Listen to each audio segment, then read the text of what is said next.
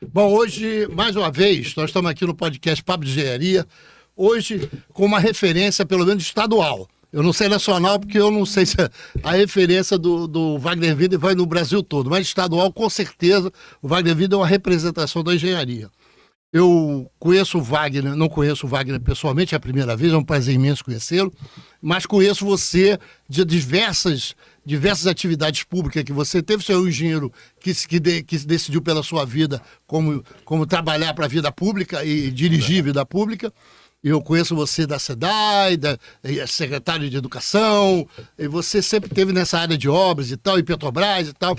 Ô Wagner, a gente começa aqui o nosso bate-papo, a gente fazendo uma coisa que a gente gosta para poder relaxar o entrevistador, porque o entrevistador às vezes fica nervoso com a presença do entrevistado e precisa ter um papo mais leve para ele poder pegar no tranco.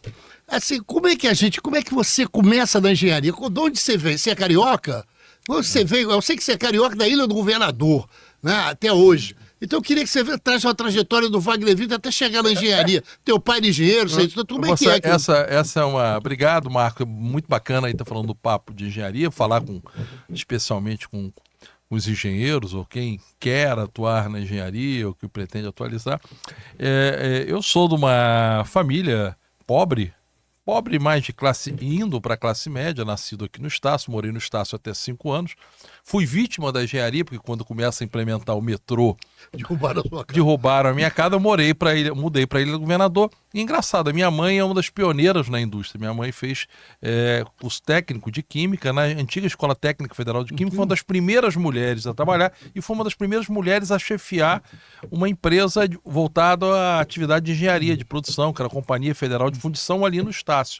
E minha mãe sempre me incentivou a fazer o curso de engenharia. Eu pretendia, meu pai queria que eu fosse para medicina. E aí eu fui fazer a Escola Técnica Federal, Celso Cove da Fonseca, hoje o Cefet, fiz o curso técnico lá. Depois ingressei no curso de engenharia na UFRJ. Então logo me formei, fui trabalhar um curto período de tempo para o Grupo Gerdau. Depois entrei na Light como concursado, como engenheiro da Light concursado. Depois...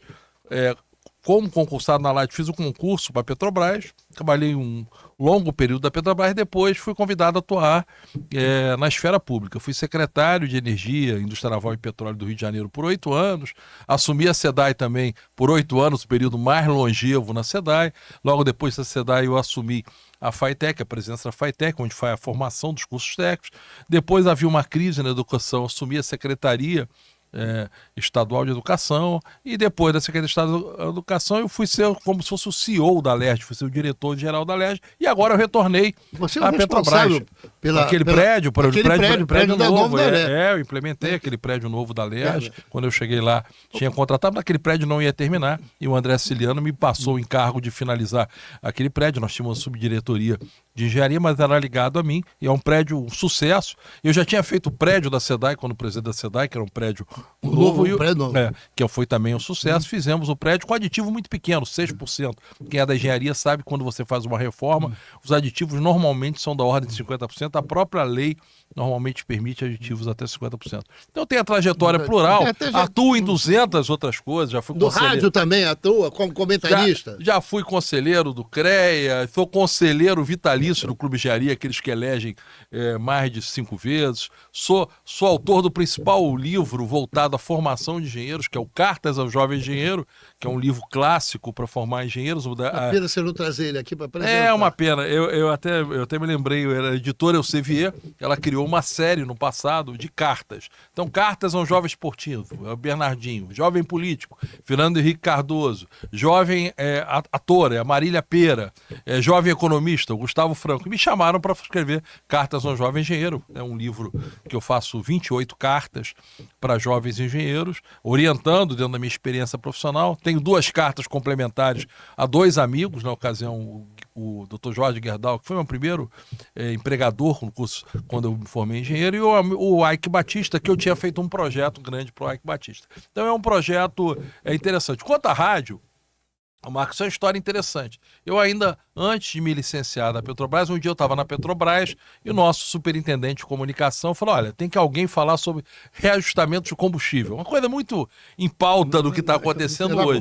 Eu era membro da direção da Associação dos Engenheiros da Petrobras, que aliás eu acho que tinha sede aonde a gente está gravando aqui o podcast, aqui ficava no edifício central, e fui lá. E era um programa de um ícone do rádio chamado Daisy Lúcia, Alô Daisy, da antiga Rádio Nacional, uma coisa maravilhosa. Eu fui lá, não sabia nem falar no microfone, próximo ao microfone, o tom, e surgiram diversos debates ao longo daquele debate, né?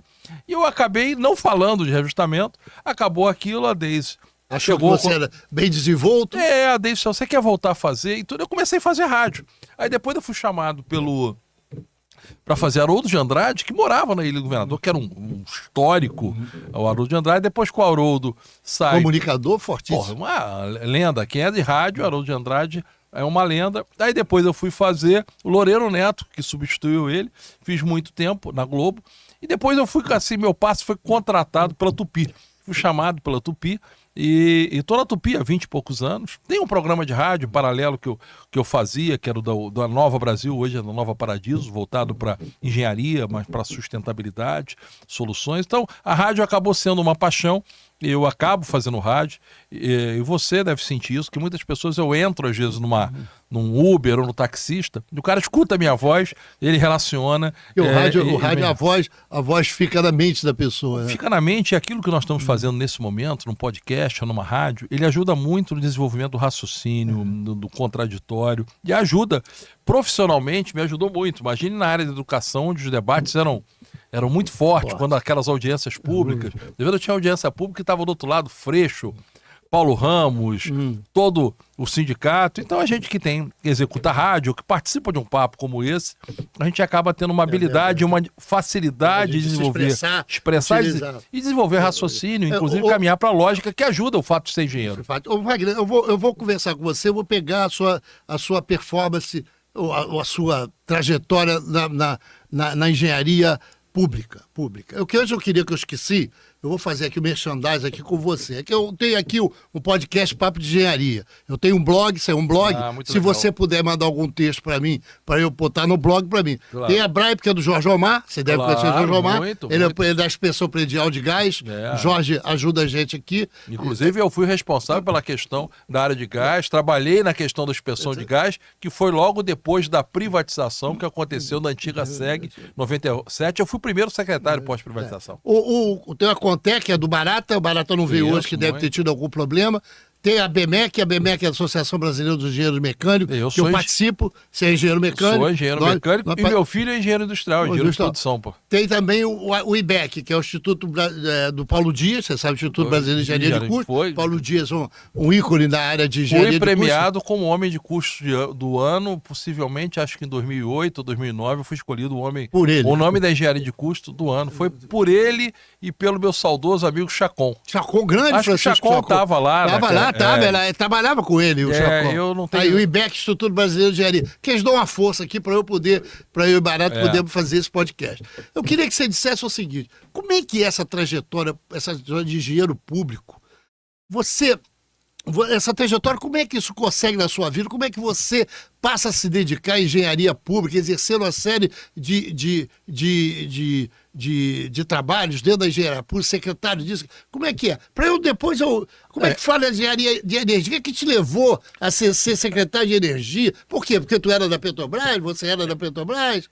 Na realidade, essa é uma pergunta muito interessante, né? Eu acho, normalmente, muitas vezes, a entrada na área pública, como gestor da área pública, ela é precedida muitas vezes de uma ação comunitária que você tem, ou uma ação associativa que você tem. Eu sempre tive ações comunitárias dentro da Ilha do Governador, que é o bairro que eu moro. Quando eu assumo a SEDAI, um amigo meu me manda uma matéria do Globo Ilha, eu magrinho, com 17 anos na faculdade, reclamando dos serviços da SEDAI na Baía de Guanabara, uma matéria interessante. Então, e logicamente tinha a militância no Clube de Engenharia, e quando eu fui convidado a ser secretário, eu tinha uma militância grande, tanto no Clube de Engenharia, que a gente fazia um debate das privatizações. O Clube de Engenharia tinha uma postura muito firme em relação às privatizações. Eu era, naquela ocasião, chefe da DTE, Divisão Técnica de Energia do Clube de Engenharia, como tinha assumido a Engenharia Econômica, que é uma boa entrada para o jovem que milita institucionalmente, e da EPET.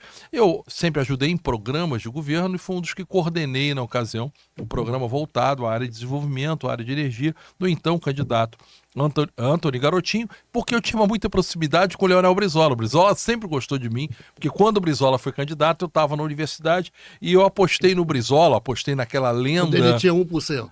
Exatamente. Aquela lenda naquela eleição de 82, e aquilo me motivou muito. E o Brizola tinha um carinho muito grande por mim. O Brizola morava ali na Avenida Atlântica, 3.210, a esquina ali em frente ao Otton, na esquina. Então o Brizola me recebia. Pena que a gente não tinha os celulares na ocasião para gravar aquelas histórias maravilhosas. Então ele era uma pessoa que gostava muito de mim, me orientava. As conversas com o Brizola eram maravilhosas, conversas de 2 horas. A gente acaba tendo senso político, atuação comunitária. A gente acaba participando da IPET, Clube de Engenharia, coisas que eu continuo fazendo. Aliás, incentivo os jovens a fazer. Meu próprio filho hoje, meu filho tem 25 anos, ele já é conselheiro do Clube de Engenharia, ele já criou uma ONG, eles criaram uma ONG, jovens, eu oriento muitos jovens, e eles criaram uma ONG chamada Engenhando a Cidade. Vale a pena até vocês entrevistarem um dia aqui essa ONG chamado Engenhando a Cidade. Não sei, tem, depois eu vou ligar para você. Que eles fazem projetos, foram criados assim, dentro de uma orientação inicial minha, hoje eles estão todos independentes, criaram quando eram estudantes de engenharia, há mais de 5 anos, hoje todos são engenheiros formados, e eles fazem projetos. Tenho só um, Francisco. Mas os adotados assim, que orientam são muitos. Desse caso, são 3.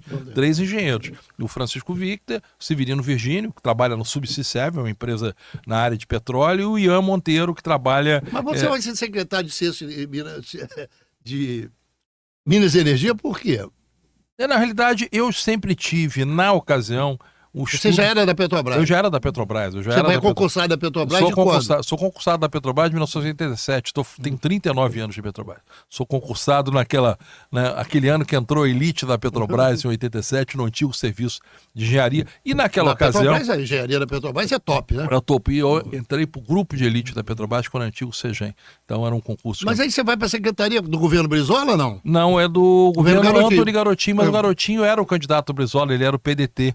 Era um chapão voltado à esquerda. PT na vice, era Benedita da Silva, PCdoB, que tinha a Jandira, o Edmilson, tinha o PSB, que era o Alexandre Cardoso, o Saturnino Braga, e tinha o PCB, o histórico partidão PCB. Então era uma aliança vitoriosa, e eu assumo logo, eu fui praticamente o primeiro secretário anunciado pelo Garotinho. Você tem alguma lembrança dessa passagem boa?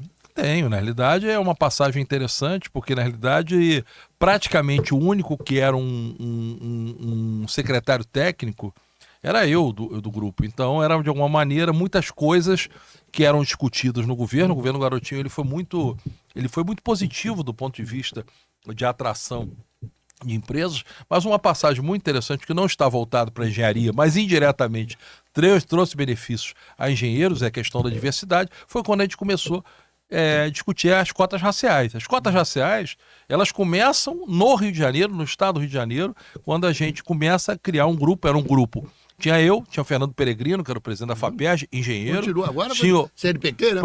O professor Vanderlei de Souza, que era o secretário da pasta onde ficavam ligados às universidades, e Antônio Pitanga, que era o marido da Benedita, que era o secretário de esporte, e a gente começa a criar, e um ícone do movimento da inclusão dos negros na sociedade, que era Abdias Nascimento. Então a gente começa a discutir. Outro dia estava vendo o documentário dele. Todo mundo dizendo que era impossível a questão cotas raciais, que tinha limitação da Constituição, e a gente começa a discutir. Me lembro da reunião. E na reunião a gente cria a filosofia e criou o primeiro programa de cotas raciais. Ele é criado no Rio de Janeiro por lei em 2001.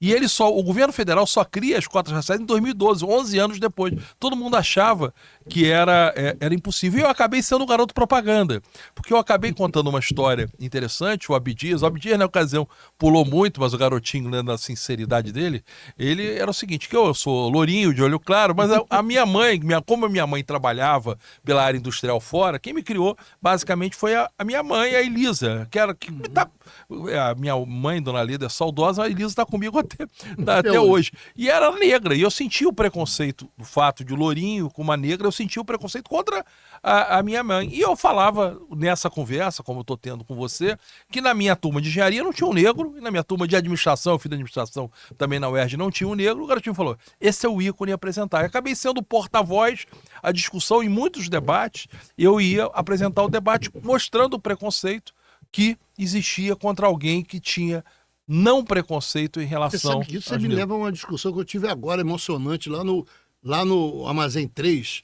quando eu vi lá uns meninos negros da escola da UERJ. Os meninos negros da UERJ, porque engenharia não foi feita para negro. Engenharia não foi feita para negro. Essa história é muito bacana, já que você está falando isso. Olha como é que é a vida, né? Então, eu tive a oportunidade de criar, tive a oportunidade de debater, enfrentei muitos negros que eram contra a questão da cota. Tinham pessoas que diziam que era ilegal. O nosso advogado, na ocasião, que nos defendeu pelo Estado, foi o Barroso, que virou ministro. Ele era procurador de Estado, ele que defendeu a tese.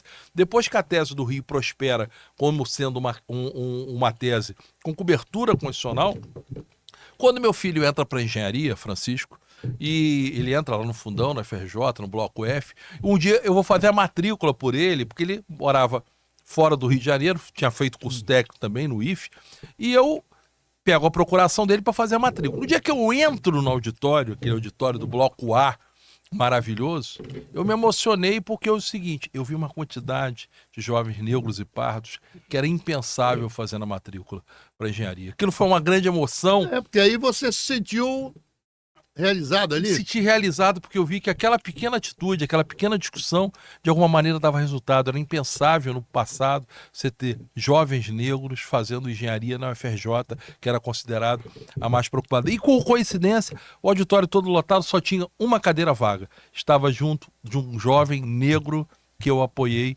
toda a formatura dele do curso técnico, era o Ian Monteiro. Tinha uma vaga lá. Ele falou, Victor, senta aqui. Aí eu me emocionei, eu comecei a chorar dentro daquele ambiente, que eu falei, pô, gente, às vezes Deus oferece a oportunidade para a gente fazer algumas mudanças que a gente sequer percebe. E a outra coisa, quando as cotas foram vencidas, que as cotas tinham ter uma temporalidade, que tinham que ser renovadas, que tinham que ter uma exposição de motivos, eu era então secretário estadual de Educação. Então, eu tive a oportunidade de fazer a exposição de motivos, fortalecer essa tese. Fortalecer, até porque muitos dos jovens que se beneficiavam com a cota vinham da rede pública, especialmente da Você rede sabe que eu sou a favor de estadual. qualquer tipo de cota. Eu acho que cota, nessa sociedade desigual que a gente tem, Claro, não há eu dúvida. acho que é necessário. É uma política afirmativa que ela deve ser monitorada, ela não pode ser banalizada, ela tem que ser monitorada, Claro. porque há preconceitos em relação, como haviam preconceitos com as pessoas com deficiência, mulheres também. com as mulheres, como o preconceito hoje reduziu muito, mas contra os homossexuais. Então, verdade. literalmente, o preconceito, você tem que ter políticas afirmativas. Não obrigatoriamente as políticas serão sempre através de cota, mas políticas alternativas. Mas eu acho que até vai demorar um tempo até que até que essas cotas sejam retiradas para poder... Agora podemos retirar porque conseguimos igualar a sociedade. Eu acho que demora um tempo, mas a gente já vê resultados assim fantásticos. O Marco, eu entrei uma vez quando eu estava discutindo essa questão de cotas, eu falava isso muito no debate. Eu fui num andar, não me lembro aonde, mas estavam as turmas de médicos formados no FRJ. Não tinha um negro. As fotos dos não tinham, era uma coisa chocante. Então hoje, quando a gente vê, emociona. E eu tenho muita gente hoje na Petrobras que eu encontro, que trabalha hoje comigo, o pessoal da nova geração, que entrou para a universidade, hoje entrou na Petrobras por conta das políticas de cotas que eu contribuí. Então, esse é um aspecto, uma passagem da vida, da pública. Inesquecível. Inesquecível. Eu tenho dezenas de outros projetos. Eu vou te fazer uma observação. Eu tenho um amigo chamado... E tem uma castanhazinha muito bom que está assistindo aqui. O tenente-coronel Iecim, o tenente-coronel. Ele está na polícia fazendo... A polícia agora faz o 60+, que é uma política de apoio a quem tem mais de 60 anos, e é um setor que... Política apoio contra o etarismo. É contra o etarismo. Ali no Copacabana e na Tijuca, que eles falam. E ele me convidou lá para um evento, eu fui no evento, cheguei lá, o Wagner, aí sentado assim, tinha 6 pessoas, 6 coronéis. 6 coronéis sentados. Até cheia. Ali na Praça 11, eu do lado da SEDAI. Aí eu observei que tinham, dos 6 caras, 5 eram coronéis pretos. 5 eram coronéis pretos. Falei, rapaz, só a polícia faz isso? Por quê? A polícia oferece essa oportunidade? O que você acha? Oferece esse tipo de salto qualitativo para os negros? A polícia faz isso ou porque é atrativo? O que você acha que é isso? Não, durante muito tempo, dentro do oficialato, as pessoas que pretas e pardas, elas caminhavam, elas também não tinham espaço, não tinham sistemas de cota dentro das Forças Armadas, especialmente algumas Forças Armadas, como a Marinha. Hoje não tem isso, eles fazem um trabalho, eles fazem a questão das cotas desde as escolas de ensino médio, desde o colégio naval, mas muitos caminhavam para a PM. E muita gente que... As cotas são criadas em 2001, lembra-se isso, 2001, muita gente que é coronel hoje já está se beneficiando, já tem gente que está se aposentado e que entrou e ingressou dentro do regime de cotas. O regime de cotas é uma coisa muito interessante na minha vida e fez parte, eu acho que a Elísia, que eu digo que me criou em função do trabalho da minha mãe na engenharia. Te levou não há dúvida, me levou de alguma maneira a ter percepção e ter a sensibilidade, Marcos. A gente acaba tendo percepção e sensibilidade dentro da vivência profissional que a gente tem. Uma coisa que eu acho que a gente pode saltar é que você foi presidente da cidade durante 8 anos. Eu trabalhei na FEAMA 35. E outro dia eu estava num debate e os meninos jovens, agora, eles ficam criticando por que a Baía de Guanabara não foi despoluída. Eu falo assim, olha, não foi despoluída, não foi por falta de trabalho de ninguém. Nós passamos grande parte da nossa vida querendo despoluir a Baía de Guanabara. Mas a SEDAI não podia despoluir, porque a SEDAI sistematicamente dizia que não tinha grana para fazer a parte do esgoto sanitário. E aí, praticamente, hoje a Baía de Guanabara continua com poluição por causa da não realização do esgoto sanitário. Boa parte foi feita dos troncos coletores, mas a parte mesmo mais fina, mais detalhista, isso não foi feito. Você tem alguma... Tenho, claro. Esse é um tema que eu conheço profundamente. 8 anos, né? Profundamente. Não estou dizendo que aos 17 anos eu recebo do meu amigo saudoso Ítalo Wagner uma matéria, eu com 17 anos, reclamando da Baía de Guanabara. Não há dúvida. A Baía de Guanabara houve uma retirada muito grande. E, inclusive, eu recebi carta do Japan Bank, do BID, reconhecendo que o que a gente fez na Baía de Guanabara no período que nós tivemos 8 anos, que é o período mais longevo, não teve precedente. Praticamente, tanto que o conjunto de investimentos que nós fizemos na Baía de Guanabara, eles foram suficientes para trazer para o Rio de Janeiro, como Rio cidade candidata às Olimpíadas. Não só eu fui um dos coordenadores da proposta Rio Cidade Candidata, você vê que a competição de vela foi realizada no Rio de Janeiro sem problema nenhum. As competições... Até que não ia aparecer um tronco. Problema nenhum, não tinha problema nenhum. As competições de remo na Lagoa Rodrigo de Freitas, a gente botou um tronco coletor também de remo, não teve problema nenhum. Então, acabaram de pagar mico lá no Rio Sena.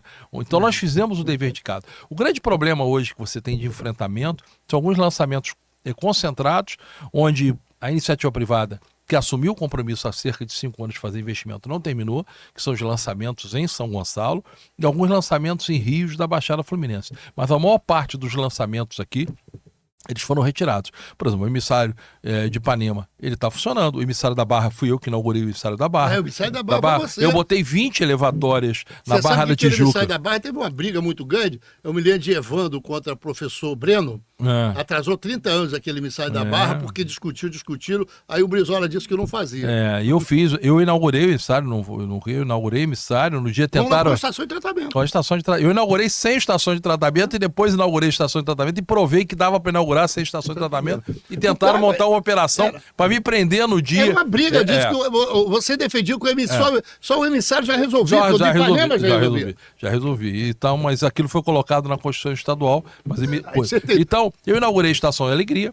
A Estação Alegria. Foi começado por Brizola. Aliás, inauguro no dia que Brizola faz aniversário, 22 de janeiro. Eu faço questão de inaugurar no dia que Brizola faz... Queria mudar o nome da estação de Alegria Brizola. Não me deixaram por questão política, mas eu faço dia 22 de janeiro. Brizola, PDBG começa com Brizola. Coloca em operação a Estação Pavuna, que também não tinha tronco coletor. Coloca em funcionamento a Estação Sarapuí, que não tinha. Coloca em funcionamento a Estação São Gonçalo.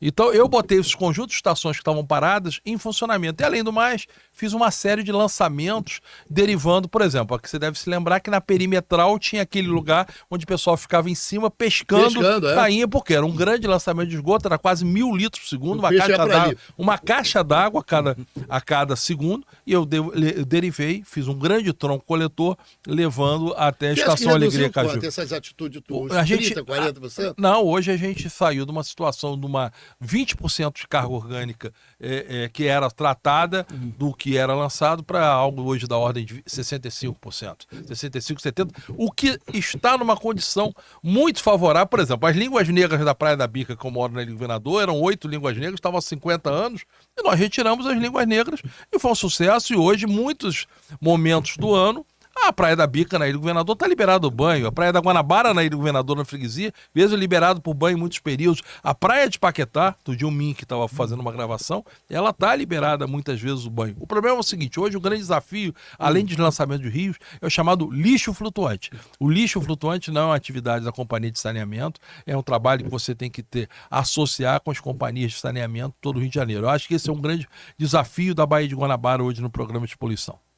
E o lixo das comunidades? O lixo não, o esgoto da comunidade, isso era o maior problema. Mas os esgotos das grandes favelas do Rio de Janeiro, você não conseguiu resolver isso, nem nós vamos conseguir resolver. Não, mas na realidade...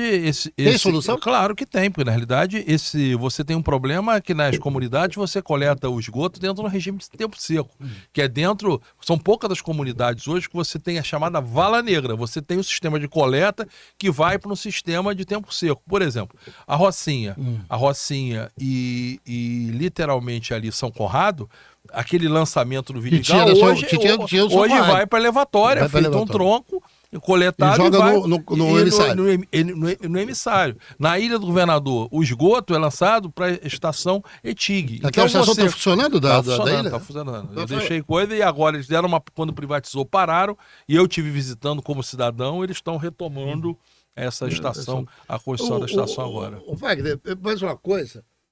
Abre lá desculpa. Tá. Me diga uma coisa interessante. O Renato do Espírito Santo, conheço, trabalhou comigo e depois era meu gerente na Baixada. Isso, craque. Craque. O Renato do Espírito Santo esteve aqui sentado onde você está, e o Aracaque, professor Aracaque, grande professor Aracaque, ele me diz o seguinte, que não havia como não privatizar a SEDAI. A SEDAI tinha perdido a sua finalidade. Porque, na verdade, ficou uma empresa muito grande, que a finalidade dela, principal, ela tinha perdido na medida que ela tinha que administrar milhões de carros, de equipamentos, tinha que ter gente para fazer. E a finalidade dela, que era tratar a água do Guandu, e apresentar tratamento de água do Guandu, e apresentar um tratamento de rede de esgoto, ela perdeu essa finalidade. Por isso que ela tinha que ser privatizada.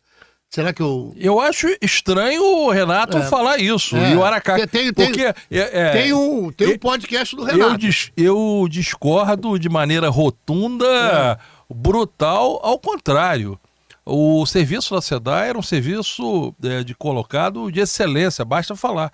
O que você tem que acabar, e que a gente fez, é acabar com politicagem, desvio de recursos. Tu vê, a SEDAI passou no período Lava Jato, nunca teve presente em nada, nunca houve colocação. A questão da água, nós melhoramos a oferta de água em muitos lugares. Haviam muitos problemas de desvios na SEDAI, eram públicos, mas esses foram devidamente enfrentados. Basta eu dar um exemplo. E aí, do ponto de vista financeiro, quando eu deixo a SEDAI, eu deixei a SEDAI dentro do rating da Standard Poor's AA. Rating AA. Eu dei lucro todos os anos e transferi dividendos para o governo do Estado, que não era feito. Por que privatizaram a SEDAI? Estava dando lucro com outra coisa. O tempo todo. Ô Marco, depois que eu saí do trabalho que foi, a SEDAI ganhou 2 vezes o prêmio Melhores e Maiores da Exame, a partir de indicadores, disputando com empresas privadas na infraestrutura. 2 anos que ganhou Melhores e Maiores da Exame. Então, como é que uma empresa ganha AA de Standard Poor's, tem balanço aprovado, que eu botei pela primeira vez pela empresa Big Four, Price, PwC e depois Ernst Young, balanço limpo, aprovado, uma empresa que dá lucro, dá dividendo, restabelece o registro na CVM, ganha todos os prêmios, inclusive prêmios competindo com empresas privadas. Como é que você acha que isso tem que privatizar? Eu discordo profundamente, eu acho que ali foi um equívoco brutal. Fiz questão de me posicionar contra. Fui procurado durante o processo de licitação por alguns grupos, alguns headhunters que queriam minha função de consultor para suportar o processo de privatização. Você se negou? Obviamente me neguei de maneira clara. Logicamente eu não posso hoje divulgar a empresa, porque na realidade tinha que assinar um confidential agreement em relação aos convites. Acho um absurdo e a população está vendo isso aí. Agora, óbvio, agora o que se tem que cobrar é pegar a cobrada da concessionária, sempre que tem. Eu faço. Você foi contra. Mas a concessionária está cumprindo. Se essa ideia era ruim, se a população achava que... Como é que está agora? Você acha que melhorou muito? Não, eu acho que, sinceramente, eu particularmente acho que, por exemplo, a gente falou de esgoto da Baía de Guanabara. O que foi feito no esgoto da Baía de Guanabara? O que foi feito? Perguntar. A única coisa que é lançado é o seguinte, foi desviar a estação de tratamento de rio do Rio Carioca, que caía ali na Praia do Flamengo, pro emissário de Ipanema. Limparam o extensor e botaram para lá. Se eu fizesse isso na ocasião, o Ministério Público entraria comigo. Claro que eu acho que agora, eu não sou aquele que advoga, tem que... Não, tem que cobrar da concessionária. Tanto que eu tenho até um bom relacionamento com a atual concessionária, especialmente Águas do Rio. Por exemplo, eu como cidadão, eu fiz um relatório de 26 páginas, para não ser cabotino, do que eu fiz na Baía de Guanabara e da Ilha do Governador, e preparei aquele relatório, levei à agência reguladora e tenho cobrado como cidadão, dentro da minha ação social, a melhoria e os investimentos colocados. Agora mesmo, por exemplo, eles estão fazendo um esgoto que era lançado em grande quantidade no corredor esportivo no Moneró, no fundo da Baía de Guanabara, eles estão fazendo o trabalho. A reforma que a gente acabou de falar da estação de tratamento da ilha, eu deixei a estação funcionando, depois a estação declinou em gestões anteriores, praticamente chegou a parada, agora estão fazendo... Estão retomando. Estão retomando, e eu faço isso, eu exerço isso como cidadão, como a minha bandeira, como cidadão, e incentivo as pessoas a fazerem. Então, particularmente... Você acha que você é contra a privatização da SEDAI? Não, eu fui totalmente contra a privatização da SEDAI, gravei podcast, gravei reuniões, coloquei, porque eu... Como é que... Me desculpa uma coisa, desculpa a minha franqueza, Wagner, você é um cara franco pra caramba. Hoje a Águas do Rio, a Zona Oeste mais, a Iguá, elas têm consultoria da Petrobras, de engenheiros da SEDAI, pô. Você acha que... Não, olha só, veja bem, existem aspectos relativos à questão conceitual. Por exemplo, essa semana eu estava lendo uma matéria, uma matéria colocando que o governo do estado estava fazendo um investimento de coleta de esgoto e de saneamento em São Gonçalo. Eu falei, mas isso aqui não privatizou para os investimentos serem realizados? E não foram realizados, efetivamente. Não parece que foram realizados. O poder público continua colocando recursos. Então, me preocupa muito. Eu acho que as tarifas têm aumentado de maneira bastante significativa. As pessoas têm reclamado. E agora cabe o seguinte, controlar exercício do poder público através de agência reguladora, controlar a tarifa e controlar investimento. Deixa eu te contar duas coisas. Uma coisa que queria que você... Se desculpe, se for desconfortável, não tem problema. Não, pode me perguntar. A Genersa é uma entidade de regulação dessas empresas. Água, esgoto, energia. Mas não tem nenhum engenheiro lá, só delegado de polícia, os conselheiros. Por que isso? Será que os delegados de polícia são melhores do que os engenheiros no que diz respeito à agência reguladora? Você tem alguma crítica disso? Ou isso é normal porque isso é político? Não, eu não acho que seja normal. Eu acho que nada impede você ter um conselheiro ou outro sendo delegado. Eu acho que você pode fazer um mix. Só que em toda agência reguladora, não só na agência no âmbito dos seus conselheiros, como também no âmbito do seu corpo técnico, você tem que fazer um mix. Eu acho que uma agência pode ter advogados, você pode ter economistas, você pode ter delegados, mas você também tem que ter engenheiros, você tem que ter profissionais de saneamento, você tem que ter um mix junto com o corpo técnico. As agências no Rio de Janeiro, historicamente, sempre fraquejaram do ponto de vista da qualidade técnica. Elas são criadas ao final da década de 90, o Rio de Janeiro foi o primeiro lugar para privatizar serviços, basta ver que a Light... era concessão federal, mas a antiga Serge foram vendidas aqui. Fui da Light. Elas foram vendidas, mas os serviços de gás, que era a antiga SEG, e foram vendidos sem ter um processo de sistema de regulação bem estabelecido. Foi criado a ZEP, e depois a ZEP nós criamos ainda, até fundos que auxiliei na criação de uma agência específica, que era a Genersa, porque era uma agência para tudo, para transporte e tal, com uma certa especialização. Separou, mas já acabou não tendo feito um corpo técnico, investindo no corpo técnico. Eu defendo, e tem um pessoal do Oswaldo Cruz, do Dr. Oswaldo Cruz, que trabalha no grupo de monitoramento e eu defendo deles que o grande problema é você fazer uma intervenção na Genersa no sentido de ter um conselheiro da sociedade civil. Você acha que é possível ou é ruim? Eu acho que não. Acho que se os conselheiros forem devidamente sabatinados, eles foram devidamente sabatinados e monitorados pela sociedade, você não precisa ter um representante da sociedade. A função deles, inclusive, é equilibrar entre o direito e a expectativa da sociedade e do investidor. Não acho que tenha que ter representações, não. Até porque você tem um conjunto de processos regulatórios no Brasil, que tem agências. Esse modelo é criado baseado no modelo internalizado no Brasil, que veio da privatização inglesa, da Margaret Thatcher, foi um modelo da Coopers Lyman, e que hoje você tem agência regulando o setor elétrico. Você pode ter câmaras, você pode ter câmaras onde a sociedade participa e tem uma palavra mais efetiva, né? Mas não precisa ter. Você tem energia elétrica, você tem transportes aquaviários, você tem transportes, você tem aviação. Não. Dentro da... Você pode ter através de câmaras e comitês onde você pega, coloca e que eles devem ser ouvidos, tem uma participação, mas não precisa ter o ato efetivamente do direito a voto e deliberação. Até porque as audiências são públicas, você pode participar, tá? O Vicente Loureiro, você conhece? Muito, trabalhamos junto.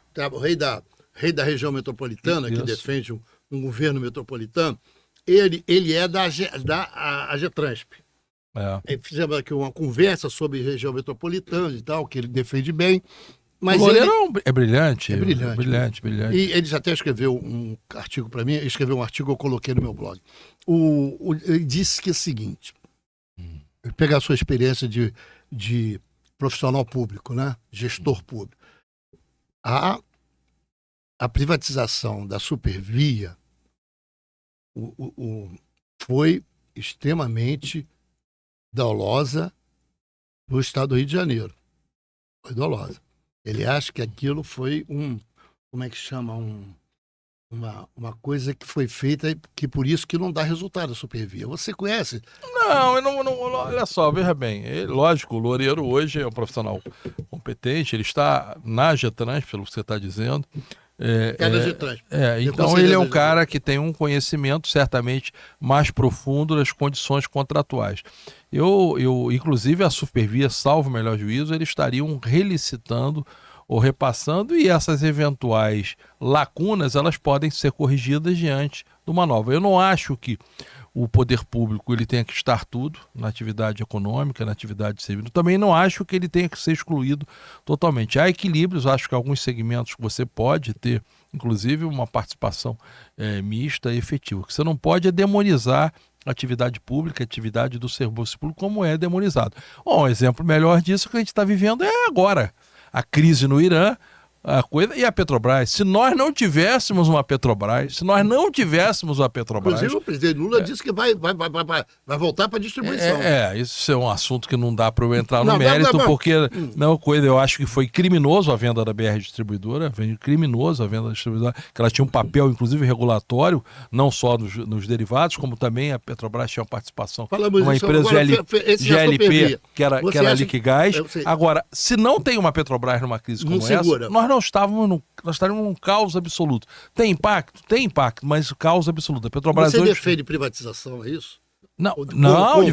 Você defende uma privatização com participação social? Não defendo privatização. Olha só, eu sempre fui, a minha vida, inclusive, foi combatendo a privatização. Mas não quer dizer que alguns serviços, efetivamente, eles têm que ser públicos. Houve uma grande discussão sobre a telefonia. A telefonia, ela precisa ser pública ou não? Houve uma melhoria, houve uma maior competição, concreto em relação. Agora, você literalmente, você tem que estabelecer controles, estabelecer sistemas de monitoramento, coisa que não acontece. Não acontece. Você tem serviços que outrora eram públicos, que hoje são privados. Nada impede. E, por exemplo, eu não acho que você tenha que privatizar hoje, reestatizar as companhias de energia elétrica. Agora, eu não acho que você obrigatoriamente tenha que vender uma CEMIG que tem controle. O Guandu, você acha que pode vender o Guandu? Claro, não. Isso é um absurdo completo. Já foi um absurdo vender a distribuição. Vender hoje a produção de água é uma coisa completa. É uma coisa insana. Chega a ser absurda. Eu não acredito que qualquer pessoa que seja séria venha propor ir além na questão da água do que já foi feito. Você acha que já houve um exagero? É um absurdo completo, e a gente está vendo o resultado. Agora, Tomás, vou entrar depois. Mas você passa pela Secretaria de Educação. Fui secretário de Educação. Por quase uns 2 ou 3 anos. 3 anos. 3 anos. Foi o caos ou você acha que você teve um comportamento exemplar lá na frente como secretário de Educação? Eu só não falo que eu fui o melhor secretário de Educação da história do Rio de Janeiro, que respeito que teve Darcy Ribeiro, seria Darcy Ribeiro. Mas eu pego a Secretaria de Educação com mais de 100 dias em greve, com grande parte das escolas ocupadas, e a gente restabelece. Como é que você vai para lá? Desculpa, Wagner, antes de você... Essa história é muito interessante. Eu estava presidindo a FAITEC, botando a FAITEC na linha, acertando a FAITEC, botando os ajustes, a FAITEC já em linha, voltando a uma oferta de curso, colocando tudo. E chega um momento que tem uma greve de 100 dias na educação. 100 dias, uma greve, escolas ocupadas, o movimento ocupa já, uma coisa assim, um caos. Horrorosa. Caos absoluto. Então, um dia eu tô lá na FAITEC, me liga o então governador, o Pezão, internado, com câncer, com problema, graças a Deus ele superou. Um dia me ligou o então governador, vice-governador, mas então governador de exercício Dornelles, falou: Victor, dá um pulo aqui no Palácio Guanabara. Aí eu dou um pulo lá no Palácio Guanabara, ele senta e fala: Victor, olha só, a escola tal, você é conhecido como grande gestor, você vai assumir a Secretaria de Educação. Hoje, falei: governador, pelo amor de Deus, não me faça isso. Tem um secretário lá, eu conheço, é o Antônio. Não. Eu falei: então você me deixa eu conversar com ele para falar, para verificar uma situação caótica, um problema tal. O Estado estava com uma crise financeira, com aquela crise que parou de pagar salários a todo mundo, aquela crise financeira, aquele colapso financeiro. Ele falou: não, tudo bem, você tem até amanhã. Na hora que eu estou indo para o estacionamento, para ligar para o meu assessor de imprensa, falou: ó, vamos preparar alguma coisa. Ele falou: acaba de sair no Globo Online que você é nomeado. Eu saí. Foi nomeado? Ele anunciou. Eu já vi se alguém exonerado sem saber. Mas, Aí ele anunciou no Globo Online, eu entrei, era um caos, a secretaria ocupada, um caos absoluto. E eu comecei a entender, eu tenho um bom relacionamento nessa negociação sindical. Aí comecei a negociar, e nós voltamos a fazer. Eu voltei a fazer eleição nas escolas, coisa que não tinha há décadas, e respeitei o resultado de todas as eleições para a escolha de diretores. Transformei o Rio de Janeiro com a melhor merenda do Brasil, com a avaliação da CGU, a melhor merenda do Brasil. O segundo lugar estava a léguas, foi considerado, tanto que saiu a matéria capa do Extra, merenda Masterchef. Restabelecemos a obrigatoriedade de uma série de disciplinas importantes, como filosofia, sociologia, em todos os anos. Reformei todas as escolas, mas não reformei centralizando, coisa não. Repassei dinheiro, literalmente, para os diretores, para eles, logicamente, a partir de uma priorização, fizessem a reforma nas escolas. Implantei mais escolas em tempo integral do que toda a história da Secretaria de Educação. Cheguei lá, tinham 94 escolas em tempo integral, deixei 230 escolas em tempo integral em 87 dos 92 municípios. Restabelecemos a credibilidade, não atrasamos o salário um dia, antecipamos salários, enquanto os outros lugares tiveram 4, 5 meses de salário antecipado. Ou seja, a gente conseguiu realinhar a Secretaria de Educação. Foi uma fase muito interessante. Até hoje eu encontro gente na rua agradecendo aquele período, que era um período muito difícil. Era um caos quando eu assumi. Você ficou quase todo o governo Pezão, que era... Fiquei um pedaço na FAITEC e um pedaço na Secretaria de Educação. A pergunta que eu tava... Aí quando eu entro, o pessoal fala: é engenheiro. É isso que eu ia perguntar. Aquele preconceito. Eu ia perguntar: vem cá, o Wagner, explica-se, a engenharia, para essa rapaziada nova, porra, mas o Wagner fez isso, fez aquilo, A engenharia te ajuda a você administrar esse tipo de desafio que você mesmo arruma para sua vida? É aquele negócio, o engenheiro, dizem que o engenheiro pega tudo e o pessoal falou, mas ele não é professor. Só que eu tinha sido professor com carteira assinada, eu tinha dado aula, né? Eu tinha carteira assinada. E eu fui, além de ter sido professor dos cursos de formação da Petrobras, sou até hoje professor da Fundação Getúlio Vargas, dos cursos de pós-graduação, fui professor da COP durante muito tempo dos cursos de pós-graduação de petróleo, mas eu tinha carteira assinada de professor durante muitos anos na Estácio de Sá, quando eu reformulei os cursos de engenharia. Eu reformulei os cursos de engenharia a pedido do então dono da Estácio, doutor Uchoa, e os cursos de tecnólogo. Então, aquele preconceito que tem, falar, não, é engenheiro, não, sou professor. E mostrei. E aí calou a boca. Eles passaram a te respeitar. Não, são casos muito engraçados. Mas a engenharia te ajuda? Ajuda muito. Aonde? Quando você está na SEDAI, te ajuda muito. Quando você está na Secretaria de Minas, te ajuda muito. Quando ajuda, você fica com um horizonte melhor. Deus era engenheiro, dizem que era arquiteto. Então, esse é um detalhe, porque na realidade ele constrói. Então, a engenharia, isso eu posso falar, e falo isso no meu livro, num dos meus livros, é o seguinte: é a profissão mais completa. Quais são um dos seus livros? Quais os livros? Porque eu vou cortando você, depois a gente volta. Um dos livros mais interessante para formar engenheiros é Cartas a um Jovem Engenheiro, da editora Elsevier, que é uma coisa para formar jovem, mas tem um livro sobre ética, Um Caminho Sem Volta, eu sou coautor. Tem um livro que eu conto a construção e destruição do setor elétrico brasileiro, uma história que indo desde Getúlio Vargas até o então FHC. Tem um livro sobre economia, que eu sou coautor, sobre economia do mar. 4 ou 5? Hoje eu tenho 7 livros, entre próprios e coautoria. Mas você estava falando da engenharia, te ajudou para você transitar nesse todos os aspectos. A engenharia acaba dando uma visão, o raciocínio lógico, a questão, e à medida que você evolui ao longo da sua profissão, a visão lógica que você pode ter para a solução de problemas. A engenharia é uma disciplina, é uma ciência de solução de problemas, de equacionamento de problemas. Eu falo muito, tem muitos amigos, a gente estava falando aqui, a gente fala aqui com o WhatsApp tocando, estava me ligando o Carlos Ivan, que é o presidente da FGV, que é engenheiro. A gente fala muito sobre isso. A gente fala, qual a importância da engenharia? Que ele, outro dia falando, ele é presidente da Fundação Getúlio Vargas, sendo engenheiro. Então, o meu filho, ele está terminando o doutorado em economia, mas é engenheiro e atua como engenheiro. Então, a engenharia ela tem uma capacidade de entrar em diversas áreas. Eu digo o seguinte, o engenheiro pode atuar desde a área de saúde até a área da engenharia. Ele pode atuar em qualquer área. Uma coisa, ser nascido e criado na Ilha do Governador te deu um jogo de cintura muito maior, porque você era da União da Ilha também. Isso te deu um certo grau de aprendizado, conviver na ilha, porque a Ilha do Governador é quase um lugar familiar. A ilha é um país, a ilha é um país, porque a ilha te dá habilidade, a ilha se for, a ilha tem aeroporto, tem forças armadas, tem comunicação, a ilha é um país. Então, e a ilha tem uma característica muito própria, porque ele tem que ter infraestruturas relacionadas à ilha. Por exemplo, você deve ter acompanhado na mídia, teve um grande apagão na Ilha do Governador que rompeu. Grande, eu acabei, até pela minha experiência da Light, como ex-secretário de Energia, sendo quase um coordenador social do processo de restabelecimento de energia elétrica na Ilha do Governador. E eu anunciei, na ocasião, no passado, ainda quando eu estava na SEDAI, quando o pessoal queria fazer uma expansão, que queria mudar o PEU da ilha, queria ampliar a quantidade de unidades por metro quadrado, falei, os cabos elétricos da ilha não comportam mais.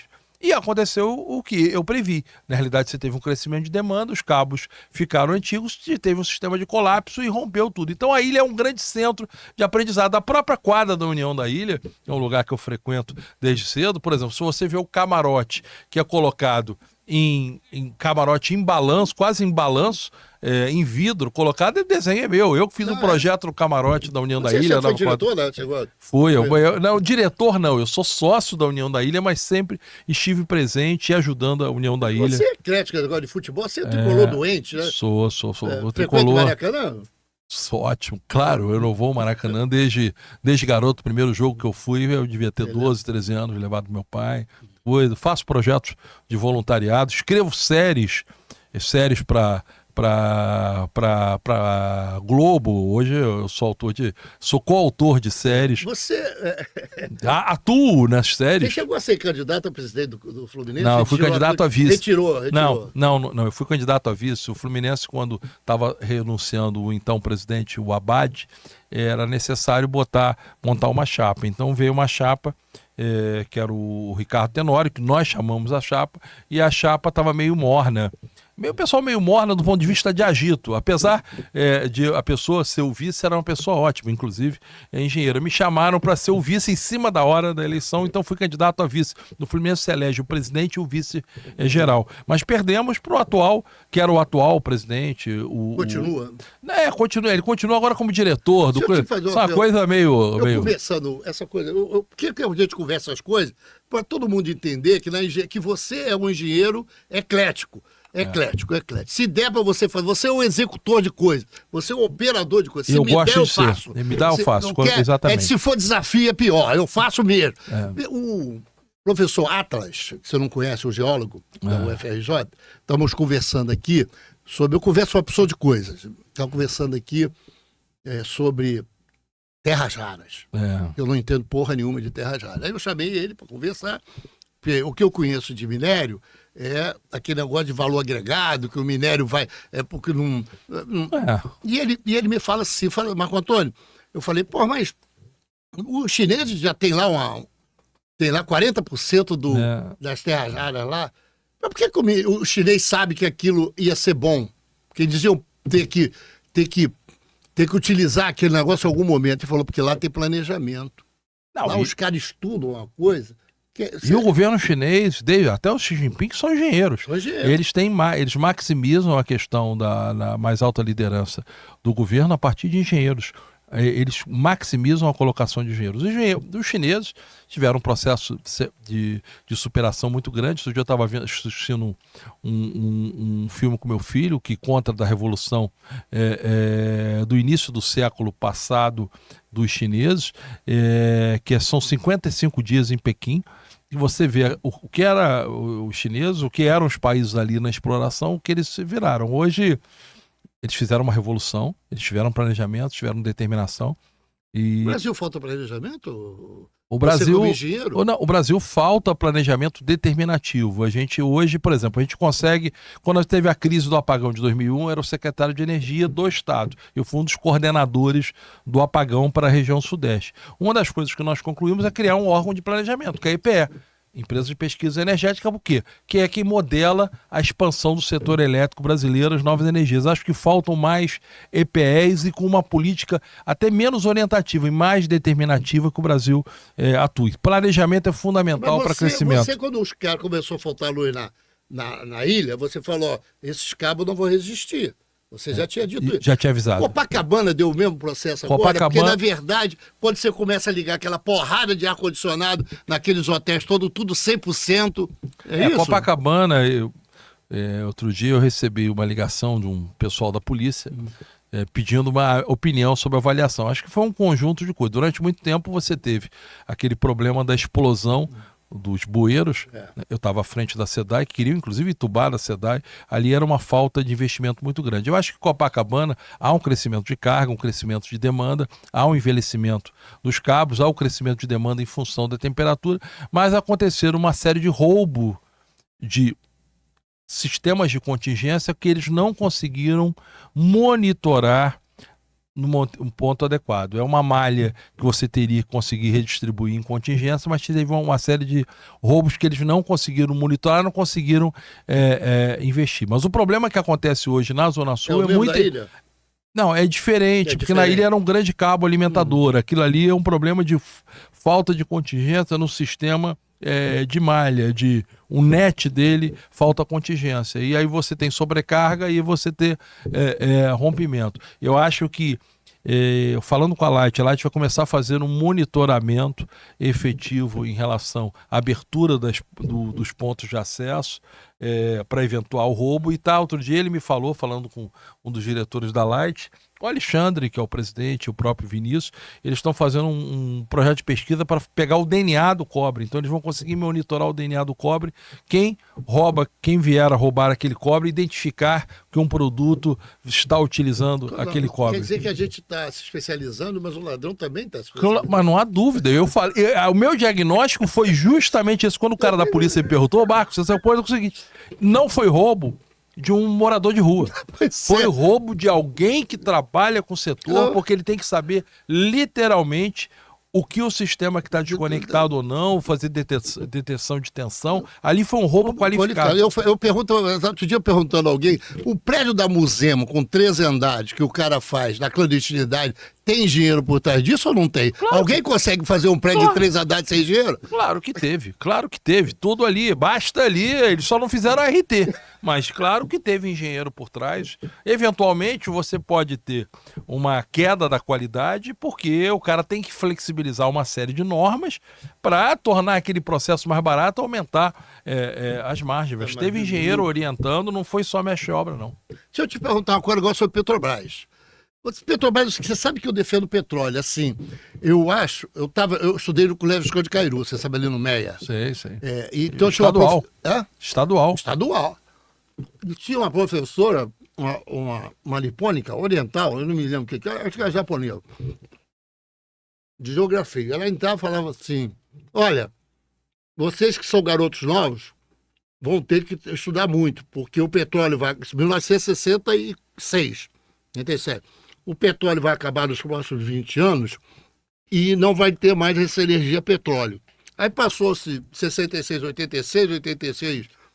2006, e cada dia se descobre mais petróleo. O petróleo é um problema para a sociedade mundial? Para a sociedade... Ontem eu estava com um garoto falando ali sobre questão ambiental, aí eu falei, sabe quem preservou as baleias? O garoto olhou. Eu falei, o petróleo. Porque até então o óleo que era usado, que começou a substituir o petróleo, era o óleo das baleias. Se as baleias, só existem baleias, graças ao petróleo. Então, isso parece um simplismo em relação à questão ambiental, mas você vai ter adição energética de outras fontes, algumas fontes renováveis, mas você não vai ter substituição de grande produção de petróleo. Petróleo você pode anotar aí por muitas décadas ainda. E cada vez mais se descobre petróleo no mundo. Agora o cara descobriu petróleo aí num lugar aí, lá nos Estados Unidos, foi cavar foi nos Estados Unidos ou no Brasil que o cara descobriu o petróleo. Não, teve uma descoberta, mas aí você tem que ver a questão econômica do desenvolvimento. Mas o petróleo tem espaço, o petróleo tem muito... Você é a favor essa questão da equatorial lá do Amazonas? Eu disse que já tem gente explorando lá há milênios, né? Eu sou totalmente a favor, tenho feito artigos, tenho falado, porque, primeiro, a Petrobras, algumas semanas atrás, descobriu petróleo na margem equatorial, gás natural na margem equatorial da Colômbia. Nós estamos atuando na margem equatorial da Colômbia. Na Guiana, a Exxon está atuando na Guiana, produzindo petróleo na margem equatorial. E eu não vejo algumas ONGs irem fazer movimento lá na Guiana. A margem equatorial que é composta de 5 bacias. Uma delas é a bacia Foz do Amazonas, que não é só no Foz do Amazonas, vai da Foz do Amazonas ao extremo do Amapá. Há uma perfuração lá, o Campo de Morfo. É uma perfuração que é mais de 500 quilômetros da Foz do Amazonas, é 180 quilômetros da linha do mar. Não tem impacto algum. Aí o cara falou, outro dia teve um vazamento de uma lama que é biodegradável, sistema orgânico, totalmente absorvível, e 18 metros cúbicos, ou seja, 18 caixas d'água daquela. Aí eu falei, aí o pessoal falou, não, uma poluição. Poluição? Falei, vamos comparar com o emissário de Ipanema. O emissário de Ipanema, ele está a 4 quilômetros da beira da praia de Ipanema, e não a 180 quilômetros da distância do Amapá e 500 quilômetros da Foz do Amazonas. Ele lança 6 metros cúbicos por segundo de cocô não tratado, porque ali não tem tratamento primário. Ou seja, em 3 segundos lança a 40 metros, não a mais de 1.000 metros como foi lançado. E nunca teve qualquer contaminação. Então isso é uma hipocrisia ambiental, uma hipocrisia até do ponto de vista da engenharia. Alguém transformar um incidente num acidente ambiental. Vou fazer uma pergunta que eu gosto de fazer. Você acha que engenheiro pode ser ativista? Pode ser um cara que é um ativista Pode ser? Eu falo que não, porque o engenheiro é de solução. Não. Como é que alguém de solução pode ser um ativista de um... Não, olha só, o engenheiro, eu me considero um ativista. O engenheiro pode ser ativista, ele não pode ser burro. Ele não pode ser ativista de uma coisa onde ele renegue os conhecimentos da técnica e da engenharia. Agora, ele ser ativista sobre alguma questão, cobrar um investimento, mobilizar pelo investimento, mobilizar muitas vezes uma medida mitigadora ou uma medida compensatória para entrar um empreendimento, para trazer uma melhoria, esse é um ativismo sério baseado na técnica. O que ele não pode é manipular dado. Por exemplo, teve gente, e foi desqualificado por um professor Alberto da UF, que colocou coragem na saída da Foz do Amazonas. A gente sabe onde tem aquele processo lá de fundo que não tem corais. E eles pegaram fotos de corais do Caribe e colocaram ali, eram colocados até em publicações. E teve gente defendendo num grupo de engenharia, tá? Mas você é engenheiro da Petrobras há muitos anos. A Petrobras sempre foi, eu me lembro sempre foi resistente a essa questão ambiental. Sempre foi. Eu acho que não, acho que foi o contrário. No antigamente. Principalmente aquela, na Reduc, sempre houve um problema. Porque o Petrobras tinha uma meta, tinha uma discussão quando a gente ia lá, de que daquela época nós tocamos o Brasil. Quem toca o Brasil não pode ser responsável. Você devia estar na FEMA quando teve o acidente em 2001 do rompimento do duto, quando a gente fez o TAC com a Reduc. O TAC era a Isaura que estava lá, a Isaura Fraga. A gente fez o TAC da Reduc, construímos. Eu era o secretário de Energia. A Petrobras, muitas vezes os profissionais se consideram muito bons. E são muito bons. Então você tem uma discussão técnica. Agora, os órgãos hoje de controle, eles também estão muito bons, a qualidade melhorou muito. Eu me lembro que a gente construiu o TAC da Reduc, aquele acidente foi um acidente em janeiro do ano de 2000, e a gente até fez o piscinão lá como contrapartida, e o trabalho da FEMA foi um trabalho exemplar do ponto de vista, primeiro, de exigir da reinspeção dos dutos, que lançou um projeto importante para a Petrobras, que ela revalidou e reinspecionou todos os seus dutos e monitorou com melhor qualidade, que era o projeto Pegasus, e aconteceu melhores controles dentro de uma série de refinarias, inclusive que gerou o famoso TAC da Reduc. Você acha que isso, toda vez essas questões desses acidentes, melhoram também a Petrobras, né? Não, melhoram o mundo, melhora a engenharia. A engenharia evolui a partir dos grandes acidentes. Você pega um acidente com um navio do Exxon Valdez na Alasca, os navios foram para casco duplo. Você teve o avião que caiu da Air France, que tinha um problema lá do pitot não protegido, você muda o sistema de proteção do pitot. Você tem um acidente lá de incêndio em prédios, você coloca os sistemas de escoamento e controle e de detecção de fogo em prédios. Você tem um acidente lá da plataforma Piper Alpha, você melhora o sistema de posicionamento de baleiras. Ou seja, a engenharia aprende a partir dos grandes acidentes e aí você usar o salto qualitativo. Você leva ao sistema de abrangência. Mas por que vamos terminar, já quase uma hora, você tem que sair. Deixa eu te falar uma coisa.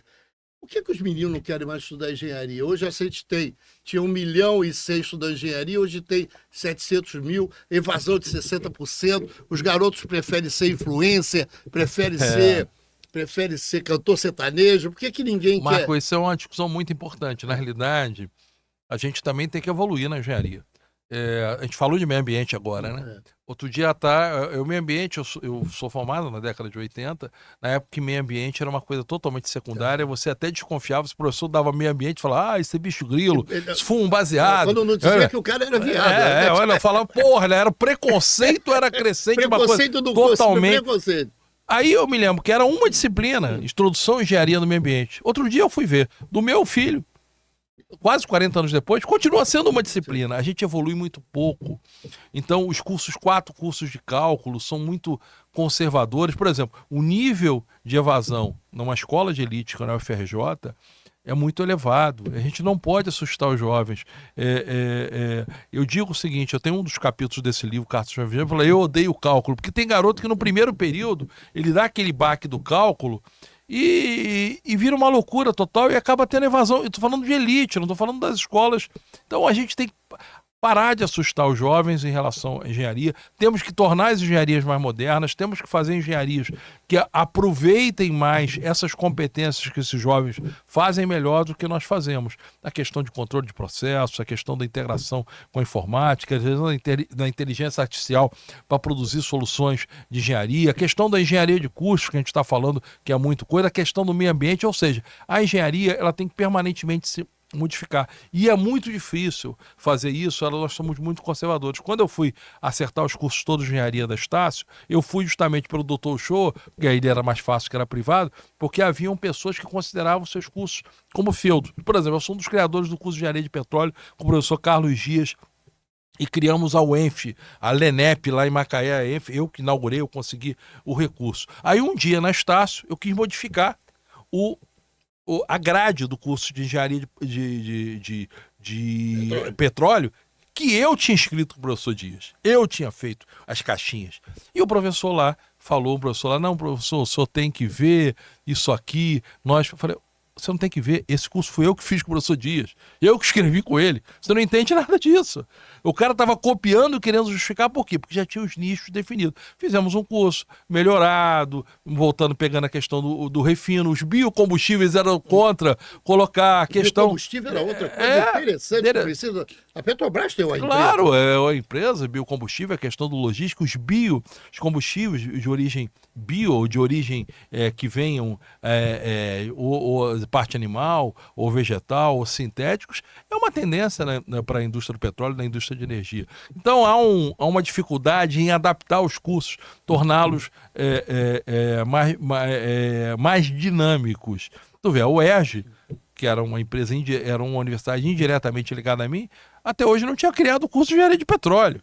A UERJ e o Rio de Janeiro tinham duas dinâmicas econômicas, engenharia de petróleo e turismo, não conseguia criar. Por quê? Porque os conselhos, de alguma maneira, estabeleciam restrições. A gente teve que criar uma especialização dentro do curso de engenharia mecânica lá em Friburgo com o professor Antônio Neto. Então é difícil. A gente tem que ser mais friendly. É difícil conversar com você, sabia, Wagner? Por quê, hein? Porque você tem uma gama de informação que a gente gostaria de explorar isso, e às vezes eu fico pensando aqui, você fala uma outra coisa. E aí, a gente pode marcar o papo não, outro marcar dia. outro papo. Não, mas eu assim, pra gente terminar esse papo, já vamos fazer uma hora aqui, uma hora conversando, você tem coisa para fazer. Me diga uma coisa, para aquele garoto, que você é o exemplo claro do engenheiro eclético, do engenheiro que deu certo na porção de tarefas que foram concedidas a você. Como é que esse garoto que está estudando engenharia, o cara que foi recém-formado, você tem algum tipo de, além da sua passagem toda pela engenharia, você tem algum tipo de mensagem, apoio? É por isso que eu fiz o livro Cartas Jovem Engenheiro, tem 28 cartas. Quando foi esse livro? Já tem muitos anos? Esse livro tem 10, 12 anos, ele teve algumas edições encerradas, eu estou pensando até em reeditar, mas está em online. Você tem diversas dicas importantes, mas o engenheiro, você começa muitas vezes desenvolver o olhar de engenheiro. Às vezes você consegue, já do ensino médio, você desenvolver o olhar de engenharia. Entender que isso aqui é um equipamento de engenharia, isso aqui tem toda uma história, desde o design, a sua ligação da comunicação, a seu posicionamento, o seu controle de altura. Ou seja, cada coisa, essa mesa, com os 4 suportes, tudo tem a engenharia por trás. Se você começar a olhar a vida tudo através da engenharia, você vai ver que a gente está num complexo de engenharia aqui, de luminotécnica, de som. E se você tem esse respiro, você tem esse olhar, você está disposto a ir para a engenharia. Então eu sugiro um jovem que vá, primeiro, se puder, faça um curso técnico, já começar a ter um contato com tecnologia. Mas segundo, olhar, tudo tem engenharia. A percepção é o que diferencia a pessoa. Quando vê o cara, o Dr. House é aquele que consegue diagnosticar a doença porque ele tem uma percepção da experiência que os outros não têm. O Sherlock Holmes, ele consegue ver a pista que os outros não veem. O sommelier é aquele que consegue tirar do vinho muito mais do que o vinho oferece normalmente, do ser um vinho rascante, branco ou um vinho tinto. Então, literalmente, você desenvolver sensibilidade para a engenharia é o primeiro passo. Então, às vezes, um jovem que está colocando, começa a olhar Comece a andar numa rua. Vem cá, o que é esse arruamento? O que é o sistema de drenagem? Por que você tem esse posicionamento, esse inclinamento, esse tipo de inclinação do asfalto? Tudo a gente vai ter com olhar de engenharia. Eu me lembro que o meu filho, Francisco, tinha 8 anos e muitas vezes eu levava, às vezes, num buraco ou numa obra da SEDAI e falava o seguinte: explica isso aí, o que o rapaz está fazendo? E eu pedi a ele, com 6, 7, 8 anos, para ele explicar. Ou seja, insuflava a capacidade de diagnóstico dele e falava. Então, o engenheiro, ele é trabalhado desde já. Então, os pais que assistem aqui, querem transformar seu engenheiro, trabalhem o sentido, aguça o sentido do olhar da engenharia. O Wagner, muito obrigado. Você Agradeço. é uma trajetória relevante da engenharia. Obrigado, Você, de fato, é uma pessoa que conhece a engenharia na profundidade, é um dirigente público formado na discussão política. Queria te agradecer por você vindo aqui. Queria agradecer. Hoje você voltou Voltei a Petrobras, voltei. Tá gerente de... Eu atualmente eu trabalho na presidência da SEDAI, da Petrobras, com uma engenheira, uma grande engenheira, que é a Magda Chambriard, formada também na UFRJ, e eu sou o gerente executivo de programas estruturantes da empresa. Analisa e faz a interface entre as diversas áreas nos programas chamados estruturantes, que são os maiores projetos, especialmente os de engenharia da empresa. Obrigado, Wagner. Um abraço. Obrigado, e acho que vou levar essa caneca. Vai levar aqui. a caneca, vou botar ali para levar. Eu queria que você te agradecer, como você disponibilizou essa 1 hora aqui para a gente bater um papo. Estou com 1h05. Obrigado, Wagner. Obrigado, e tô indo aí agora para uma outra jornada, a gente não pode falar, Pode. senão a gente destemporiza na engenharia. Tá bom?